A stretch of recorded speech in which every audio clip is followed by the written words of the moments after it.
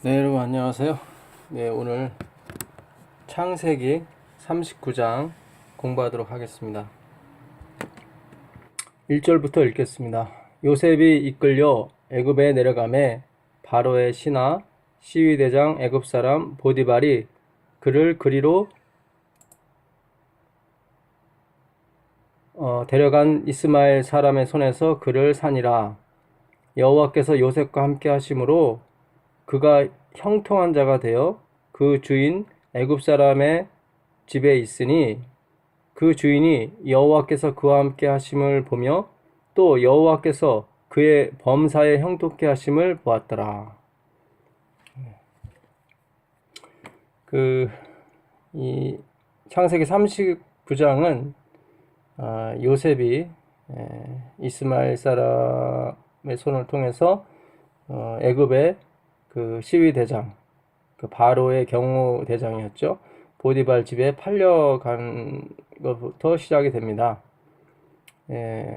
거기서 종살이를 하는 것하고 또 그가 억울하게 이제 옥살이를 하게 되죠. 보디발의 아내 유혹을 그가 회피를 하게 되죠. 거절하게 됩니다. 그 바람에 누명을 쓰고 결국 그 죄수들이 있는 옥에 갇히게 됩니다. 그런데 그 보디발 장군 집에 팔려갔을 때도 여호와께서 그와 함께 하심으로 그가 형통케 되었더라 나오고, 옥에 갇혀서도 마찬가지입니다. 그 21절 마지막 절에도 보게 되면 그 전옥은 그의 손에 맡긴 것을 무엇이든지 돌아보지 아니하였으니 이는 여호와께서 요셉과 함께 하심이라. 여호와께서 그의 범사에 형통케 하셨더라. 좀 우리로서는 이해가 좀 안 되는 말이죠. 죄수 주제에 형통하면 얼마나 형통하겠습니까? 옛날에 그 종은 그 말하는 짐승에 불과했습니다. 돈으로 사고 파는, 어떻게 보면 짐승과도 못한 그런 형편의 종들도 있었죠. 그들이 뭐 형통해봤자 거기서 거긴 건데, 진정으로 형통한 것은 종에서 풀려나고 감옥에서 풀려나는 게 형통한 거죠. 어쨌든 이 성경은 형통케 되었더라고 나옵니다. 하나님께서 함께 하심으로 말미암아 요셉이 종살이에서도 그리고 죄수살이에서도 형통케 됐습니다. 오늘은 그 형통이라는 단어를 좀 우리가 공부할까 해요. 과연 이 형통이 의미하는 것이 우리가 생각하는 그 성공, 번영, 그런 것을 과연 의미하는 것인지, 이 세상에서의 성공과 번영을 의미하는 것인지, 아니면 또 다른 뜻이 있는 것인지 우리가 좀 살펴볼 필요가 있다고 봅니다. 왜냐면 우리가 요셉을 너무 이렇게 막, 우상은 아니지만 너무 존경을 많이 해요. 왜냐면 그 요셉은 나중에 애굽의 그 총리가 되지 않습니까? 그 자리가 너무 좋았던 것 같아요. 물론 다니엘도 마찬가지고요. 그 바벨론의 총리가 되는데, 그래서 항상 성경학교 때도 보게 되면 요셉과 다니엘 이야기가 가장 많이 나와요. 근데 성경은 그 요셉과 다니엘을 알리고자 쓴 책이 아닙니다. 참 그 사단이 지난 6천년 동안 너무 많이 속였습니다. 처음부터 그는 속인 자였고 지금도 계속 속이고 있습니다. 그래서 우리의 그 안목과 시력을 다 이 세상의 성공과 혹은 성경의 인물로 초점을 맞추게 하고, 그 성경에 나온 인물이 가리키고 있는 예수 그리스도는 가리게 만들죠. 혹은 예수 그리스도와 요셉, 다니엘을 동등한 자로 여기도록 만듭니다. 이것은 참 위험한 발상입니다. 차라리 믿지 않는 것이 낫습니다. 불교 신자가 되든 차든지 덥든지 하기를 원하시거든요, 하나님께서는. 결코 요셉과 다니엘은 예수님과 함께 쓸 수 있는 사람들이 아닙니다. 그 에레미야 5장 1절에 보게 되면 하나님께서 다니엘이 팔려가기 전에 그 예루살렘 성을 살리겠다고 말씀하셔요. 만약에 의인이 한 명만 있다면 내가 멸하지 않겠다고 했는데 의인이 한 명이 없어서 결국 그 유다 예루살렘은 멸망했습니다. 그 당시에 다니엘과 세 친구는 그 예루살렘에 살았는데 그들은 의인이 아니었어요. 결국 바벨론의 그 고생과 그들의 그런 여러 가지의 그런 수고들이 그들을 단련시켰고 그들로 회개케 하고 자신들의 신분을 깨닫게 하죠. 결국 총리나 뭐 그런 지위에 오른 것이 구원의 표징이 아닙니다. 요셉도 마찬가지예요. 요셉은 늘 형들의 잘못을 아버지께 고자질했던, 정죄하기 좋아했던 그런 사람이었습니다. 그런데 나중에 형들의 허물을 다 그리스도의 영광으로 돌리죠. 참 신기해요. 17살에 팔려가서 30살에 총리가 됐는데 그 13년 동안 그는 주님의 말씀으로 단련을 받았죠. 그 형통이라는 단어도 이런 차원에서 보셔야 됩니다. 이게 히브리어 사울 아크라는 그런 단어인데요. 이 단어는 러쉬라는 뜻이 있습니다. 첫 번째 뜻이 러쉬예요. 러쉬. 돌진하다. 어떤 목적을 향해서 전진하다. 또 두 번째는 어드밴스. 똑같습니다. 어드밴스. 전진하다, 돌진하다. 무엇을 향해서 달려가다. 그게 형통이에요. 그게 이 사울 라크의 이 형통이라는 뜻의 원 의미입니다. 그러면 무엇을 향해서 갔겠습니까? 목적 없이 가는 것이 형통이 아니에요. 러쉬나 어드밴스는 반드시 무슨 목적을 향해서 가는 거예요. 바울도 내가 향방 없이 가지 않는다고 그랬거든요. 싸우는 사람이 어찌 향방 없이 가는 사람이 누가 있느냐. 반드시 목적을 향해서 간다라고 나옵니다. 그 범죄하다, 죄를 범하다 라는 그런 뜻의 그 하바르티아라는 헬라어가 있는데 이것은 목적에서 빗나간 것을 죄라고 합니다. 성경은. 마크라고 나오죠. 내가 푯대라고도 합니다. 그러니까 빌립보서 3장 그 12절, 13절, 14절에 보게 되면 내가 그리스도의 푯대를 향해서 달려간다고 나오거든요. 그 푯대가 바로 목적이에요. 그래서 이 범죄하다, 하바르티아의 범죄하다는 그 미스 마크예요. 목적을 벗어나는 거예요. 목적을 벗어나는 거. 그것이 범죄예요. 그것이 죄고. 그러면 그 목적이 뭘까요? 그 목적. 하나님께서 인간을 만드셨을 때 목적하신 바가 뭐죠? 바로 하나님의 형상과 같이 닮는 것이, 하나님의 형상과 같이 되는 것이, 그 형상을 나타내는 것이 목적이었어요. 그러기 위해서는 예수 그리스도를 통해서 하나님의 생명을 받아야 되는데 루스벨이 그걸 거절했죠. 스스로의 힘과 스스로의 능력으로 그는 살아가길 바랬습니다. 목적에서 벗어난 거예요. 하나님은 예수 그리스도를 통해서 당신의 모든 생명을 나눠주길 원하셨어요. 마치 한 알의 밀이 땅에 떨어져 죽으면 그것이 죽은 거로 끝나는 것이 아니라 다른 생명으로 전이가 돼요. 한 알의 벽시가 떨어져서 많이 맺히면 100알까지 맺힌다고 합니다. 100알. 100배가 되는 거죠. 그러니까 똑같은 벽시가 100개가 생기는 거예요. 그러니까 그 죽음, 벽시의 죽음이 그냥 죽음으로 끝나는 것이 아니라 또 다른 생명으로 전이 되는 거죠. 나눠지는 거죠. 이것이 하나님께서 목적하신 바였어요. 그래서 예수님께서 그런 목적으로 십자가에서 돌아가신 거거든요. 그래서 예수님이 십자가에 돌아가심으로써 정말 100명, 그 이상을 살릴 수 있는 생명을 갖고 다시 부활하신 것입니다. 아버지께 다시 받으셨죠. 결국 이 사울 아크, 형통하다, 형통이라는 말은 결국 어떤 목적을 향해서 돌진하는 걸 말해요. 근데 그 목적은 뭐냐면 바로 하나님의 품성이죠. 하나님의 품성이 가장 명확하고도 정확하게 나타난 것이, 최고로 나타난 것이 뭐냐면 그분의 죽음으로 나타난 거예요.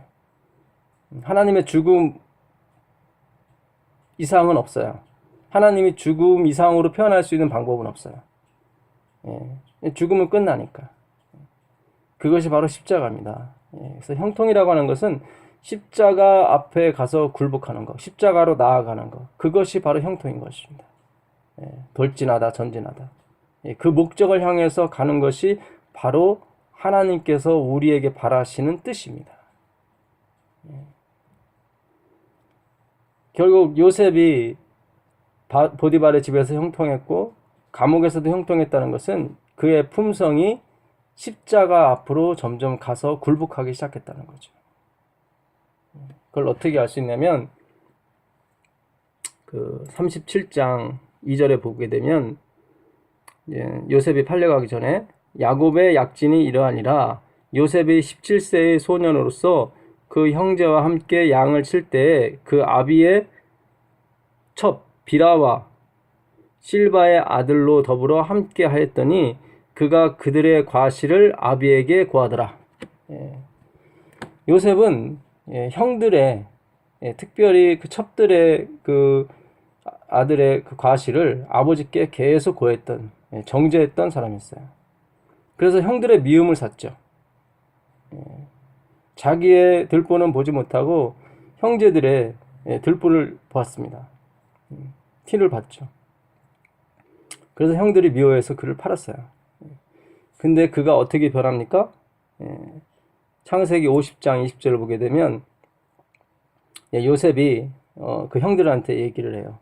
당신들은 나를 해하려 하였으나 하나님은 그것을 선으로 바꾸사 오늘과 같이 만민의 생명을 구원하게 하시려 하셨나니 당신들은 두려워 마소서. 내가 당신들과 당신들의 자녀를 기르리이다 하고 그들을 간곡한 말로 위로하였더라. 아버지가 죽은 다음에 형들이 이제는 아버지가 죽었으니 분명히 요셉이 우리를 복수할 것이다. 왜냐하면 그 당시 참 요셉이 살려달라고 그렇게 외쳤는데 그 형들이 다 외면했거든요. 자기들이 봐서도 결코 용서받을 수 없는 짓을 자기는 한 거예요. 그런데 요셉이 자기들을 벌하진 않고 오히려 더 간곡하게 부탁을 합니다. 나는 당신들이 나를 해하려 한 것을 안다. 그러나 하나님은 그것을 선으로 바꿨다. 분명히 얘기를 하죠. 당신들이 한 것이 좋은 건 아니었다. 그러나 하나님께서 그것을 선으로 바꿔서 우리 모두를 살리셨다. 오늘과 같이 만민의 생명을 구원하게 하셨다. 그러므로 나도 해본 게 없고 당신들도 해본 게 없다. 오직 하나님께 영광이다. 그래 두려워하지 말아라. 내가 해본 게 없는데 어떻게 해서 내가 당신들을 복수할 수 있겠는가. 정말로 변했죠. 사실은 요셉은 그 형들이 자기들을 그렇게 해하려고 한 것에 대해서 심한 충격을 받았어요. 그래서 그 첫 아들 므낫세를 낳았을 때도 이름을 므낫세라고 지었어요. 므낫세는 그 자기의 아픈 추억을 다 잊게 하셨다. 하나님이 자기의 아픈 추억을 잊게 하셨다. 고통을 잊게 하셨다. 그런 뜻입니다. 둘째 아들 에브라임은 하나님이 나로 번영케 하셨다. 그런 뜻이거든요. 그러니까 첫 아들을 낳을 때까지도 그는 그 13년 전에 이루어진 그 자기의 고통과 고난을 결코 잊지 못했습니다. 그런데 하나님께서 그를 아주 번영케 하심으로 그 모든 것을 잊게 해주셨거든요.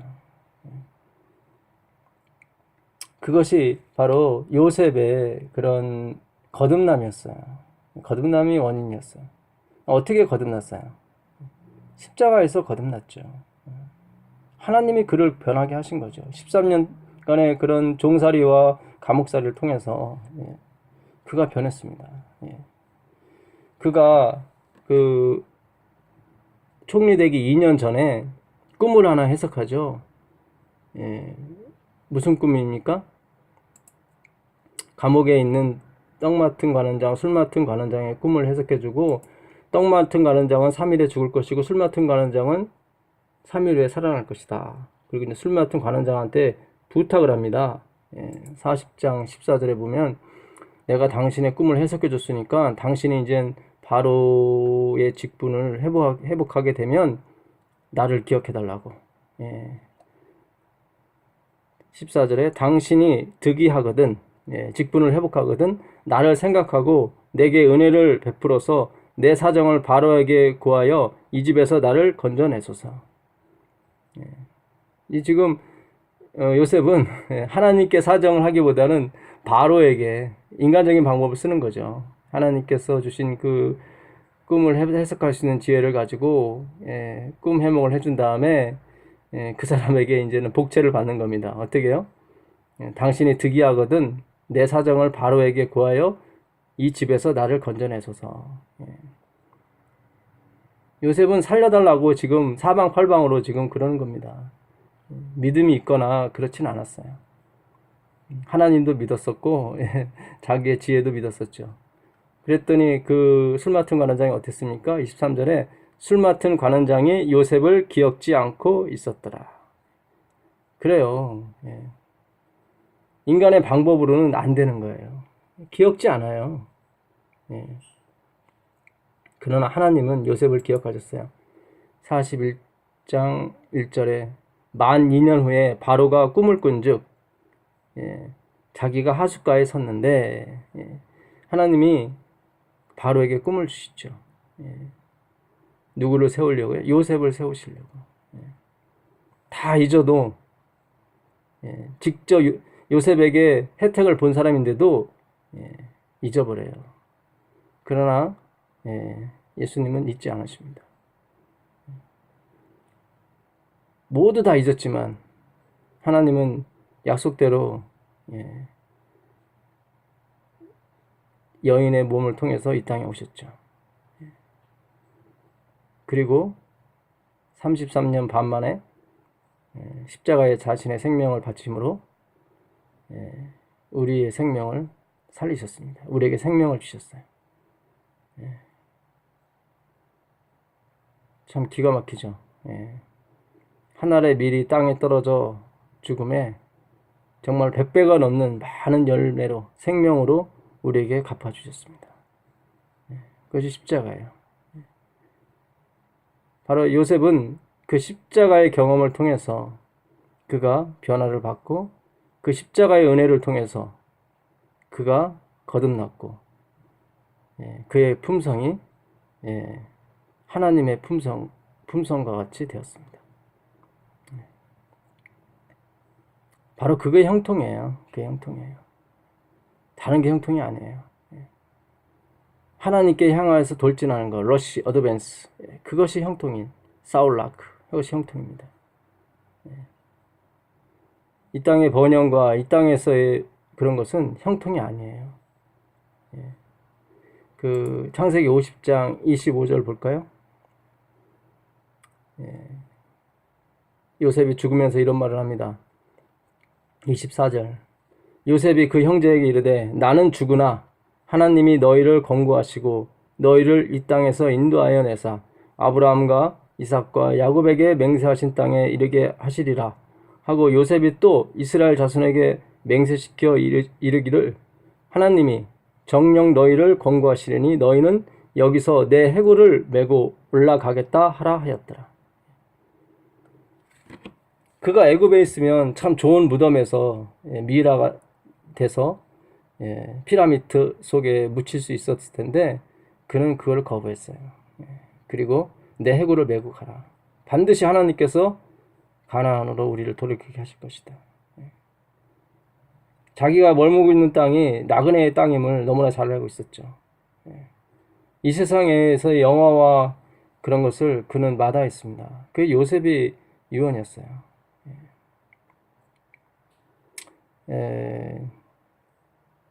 요셉이 고센 땅을 달라고 하죠. 물론 고센 땅이 그 풀이 많아서 목축하기도 좋은 땅이었죠.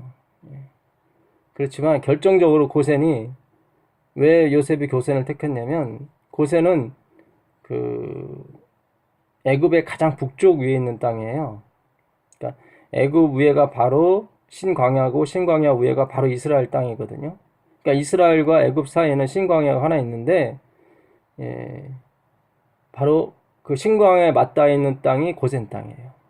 그러니까 이스라엘과 가장 가까운 땅이 고센 땅이었어요. 그러니까 요셉은 언제든지 하나님이 허락하시면 그 이스라엘로 다시 돌아갈 것을 생각을 하고 고센 땅을 달라고 했던 것입니다.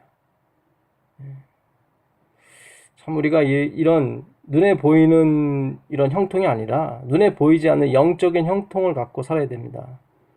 바로 그 이스라엘, 예루살렘 안에는 십자가가 있기 때문에 그래요. 하나님의 희생이 있는 모리아산에 있기 때문에 그렇습니다. 하나님께서 하나님의 약속이 있기 때문에 요셉은 이 땅의 약속이 아니라 하나님의 약속을 의지하며 살았던 것입니다. 그것이 형통이에요. 그것이. 그 시편을 보시면 시편 105편 16표를 보겠습니다. 시편 105편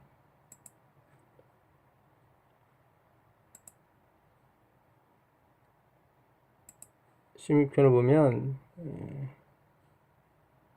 그 요셉이 팔린 거에 대해서 나와요. 105편 16.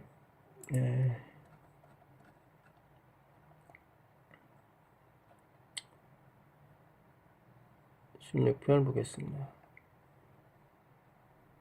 그가 또 기근을 불러 그 땅에 임하게 하여 그 의뢰하는 양식을 다 끊으셨도다. 한 사람을 앞서 보냈으며 요셉이 종으로 팔렸도다. 그 발이 착고에 상하며 그 몸이 쇠사슬에 매었으니 곧 여호와의 말씀이 응할 때까지라.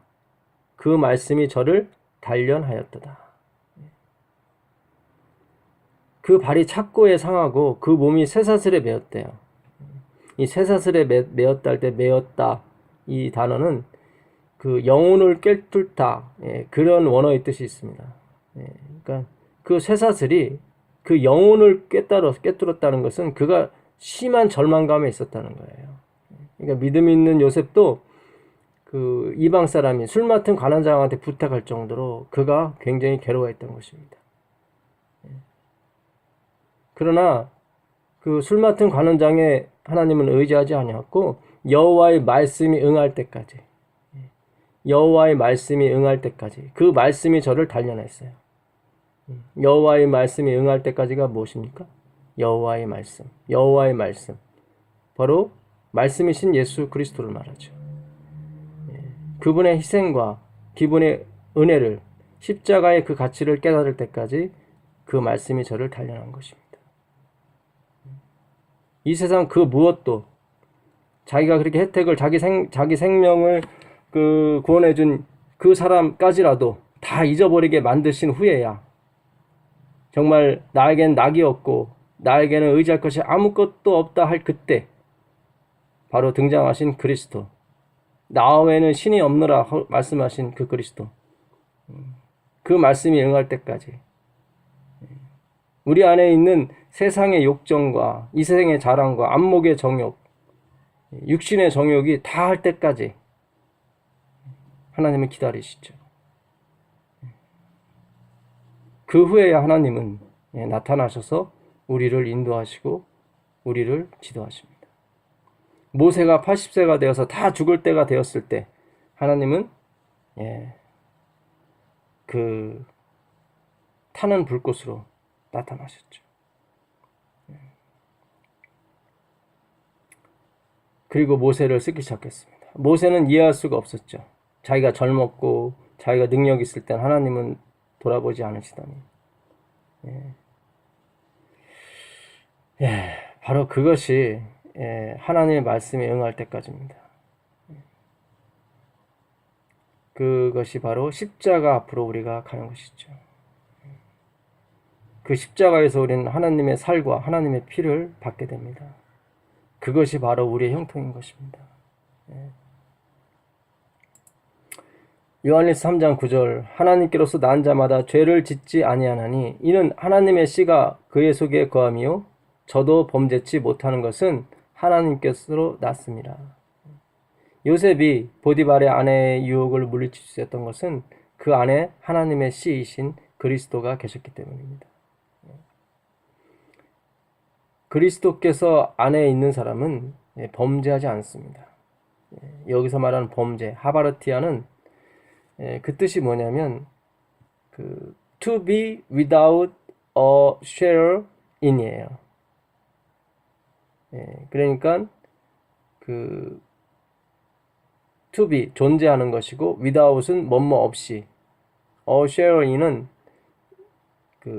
지분, 할당량, 나눠진 것, 그거 없이 거하는 것이, 존재하는 것이 죄예요. 그러니까 주식이 있지 않습니까? 그것도 쉐어예요. 주식. 어떤 지분도 쉐어예요. 쉐어. 그거 없이 존재하는 것이 죄예요. 그러니까 우리가 아파트를 하나 사면 그 사람이 그 땅의 지분을 사는 거예요. 땅의 지분. 아파트는 건물이지 않습니까? 건물도 사지만 뭐 땅에 예를 들어서 뭐 17평은 내 지분이다. 어느 지점은 모르겠지만 땅이 예를 들어서 대지가 10,000평이라고 했을 때 그 10,000평 중에 17평은 내 땅인 거예요. 그걸 지분이라고 그래요. 그걸 쉐어라고 그래요. 우리가 주식을 사잖아요. 주식을. 뭐 삼성전자의 주식을 내가 100주 갖고 있다. 그러면 그 삼성전자의 재산 중에 0. 몇 %를 내가 갖고 있는 거예요. 지분을 갖고 있는 거죠. 그 지분 없이 존재하는 것이 범죄예요. 지분 없이. 그 지분이 뭐냐면 마크예요. 표대예요. 표대. 요한복음 6장 53절 이하에 보게 되면 내 살을 먹지 않고 내 피를 마시지 아니하면 그 안에 영생이 없다고 말씀하세요.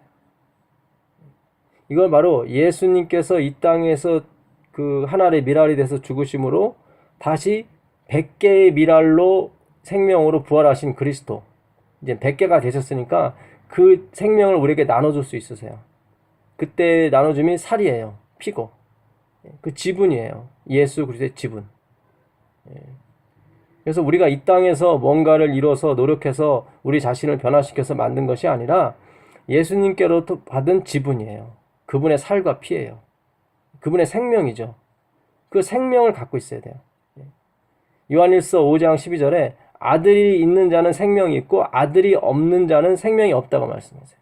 그게 지분이에요. 지분, 할당량, 주식이죠. 우리가 다 예수 안에 속해 있어요. 어느 사람은 팔로, 어느 사람은 손톱으로, 어떤 사람은 다리로, 이렇게 우리가 예수 그리스도의 몸 되신 교회, 예수 그리스도의 하나의 지분으로 존재하는 거예요. 지분으로. 그 지분 없이, 그러니까 그리스도의 한 부분이 되지 아니하면 우린 범죄하는 거예요. 그러니까 하나님의 씨가 있어야 되는 거예요. 하나님의 씨는 바로 스페알마, 자손을 말해요. 자손. 예수 그리스도죠. 예수 그리스도, 그 말씀이신 그리스도, 우리 속에 말씀이 있어야 그 예수 그리스도의 지분을 갖게 되는 것입니다.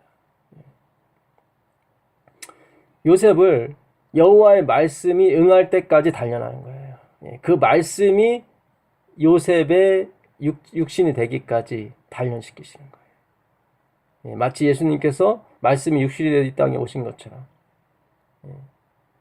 그것이 우리의 해방이고 우리의 형통인 것입니다. 그러니까 성경은 이 죄를 범하다 안 범하다의 기준이 뭐냐면 도덕적인 게 아니에요. 그거보다 더 앞서가는 거예요. 영적이라고 그래요. 그걸 영적. 그 안에 하나님의 지분이신 그리스도가 계시냐 안 계시냐가 바로 범죄냐 의냐 그걸 가리는 것입니다. 왜냐하면 하나님의 씨가 있는 사람은 반드시 그 생명을 갖고 있기 때문에 그 생명 자체가 이미 율법의 요구를 이룬 거예요. 그 생명이 가치가 있는 거예요. 천국에 들어갈 수 있는 가치가 있는 거예요. 예수님께서 내가 생명의 문, 영생의 문이라고 말씀하셨거든요. 그 문으로 들어가지 않은 사람은 다 강도요, 도둑이라고 말씀하셨어요. 예수님만의 생명이 있거든요. 그래서 오늘 우리가 하나님의 말씀, 여호와의 말씀을 연구하는 이유도 그 말씀이 우리 안에 육신이 되기까지 우리가 천국의 허락을 받지 못합니다. 그래서 우리가 말씀을 보고 말씀을 연구하는 것입니다. 이 말씀이 우리의 육신이 되는 거예요. 그것을 바로 예수님은 내가 새로운 언약을 너한테 주겠는데 이제 내가 내 율법을 너희 마음판에 새기겠다고 말씀하세요. 내가 새기는 게 아니라 예수님이 이제 우리 안에 오셔서 우리 마음판에, 우리 굳은 마음에 예수님의 손가락으로 성령님이시죠. 율법을 이루시는 거예요. 그것이 바로 십자가에서 이루신 하나님의 의예요. 율법의 요구를 다 이루셨죠. 예수 그리스도는 우리에게 영생을 주기 위하여 우리의 의가 되시기 위해서 율법의 마침이 되셨다고 해요. 그 마침이라는 텔로스 헬라어는 지불된 청구서, 그런 뜻입니다. 그러니까 예수님은, 모세는 우리에게 율법을 줬지만 예수 그리스도는 우리에게 은혜와 진리가 되신 거예요. 은혜와 진리. 그냥 진리만 있는 게 아니라 은혜가 있어요. 그건 뭐냐면 이미 율법의 요구를 이루신 다음에 그 이루신 요구, 그 영수증, 지불된 그 청구서를 우리 안에 새겨 놓으시는 거예요. 율법은 우리에게 요구만 해요. 요구만. 능력을 주지 못하죠. 그러나 예수님은 당신의 피로 이미 율법의 요구를 이루셨단 말이죠. 그걸 하나님의 의라고 그럽니다. 그 의를 우리 안에 주시는 거예요. 그러나 반드시 우리 동의를 거치시죠.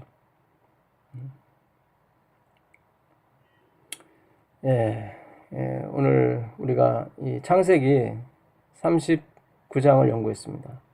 형통이라는 단어에 대해서 공부했어요. 형통은 사울라크, 러쉬, 전진하다, 돌진하다, 그런 뜻입니다. 근데 무엇을 위해서 돌진하느냐? 바로 하나님을 향해서 돌진하는 것입니다.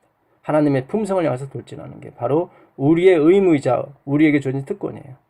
근데 그 하나님의 품성의 최고의 극치로 나타낸 것이 무엇이냐? 바로 십자가에서 돌아가신 그리스도입니다. 그거 이상은 없어요. 그 이상은 없어요. 십자가 앞으로 가는 것, 하나님 앞으로 가는 것이죠. 십자가 앞에서 굴복하는 것, 회개하는 것이죠. 그것이 바로 형통인 것입니다. 요셉은 13년간 그것을 이뤘습니다. 우리도 요셉과 같이 십자가의 은혜 앞으로 갈 수가 있습니다. 바로 오늘날 우리에게 주어진 말씀이 있죠. 여호와의 말씀에 응할 때까지 요셉을 단련하신 것처럼 그 말씀을 이룰 때까지 우리를 또한 단련하실 것입니다. 주님의 은혜가 여러분과 제가 함께 하시기를 간절히 바라면서 오늘 공부 마치겠습니다. 감사합니다.